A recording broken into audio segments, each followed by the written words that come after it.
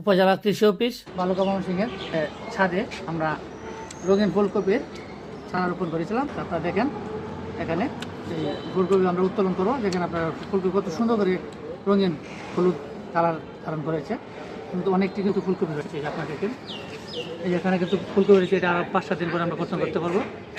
এখানে আরও রয়েছে যে আরেকটি রয়েছে পাশাপাশি, এটি কিন্তু একটি উচ্চ প্রোটিন সমৃদ্ধ বেটা ক্যারোটিন রয়েছে এই ফুলকপিতে। তা আপনাদের যাদের ছাদ বাগান রয়েছে অথবা বাড়িতে ছাদ রয়েছে অথবা বাড়ির উঠোনে আপনারা এই জমিতে ফুলকপির চারা রোপণ করতে পারেন, তাহলে কিন্তু আপনারা এই রঙিন রঙিন ফুলকপি চাষ করতে পারেন। তো আমরা কিন্তু দেখতে পাচ্ছেন এর সাথে কিন্তু অনেক জমি আমরা ফসল করেছি, এবং এখানে কিন্তু এই যে বেগুন গাছ রয়েছে, এই যে সিংহা বেগুন অনেক সুন্দর সুন্দর বেগুন ধরেছে। এই বেগুন কিন্তু আমরা কয়েকদিন করে কর্তন করবো।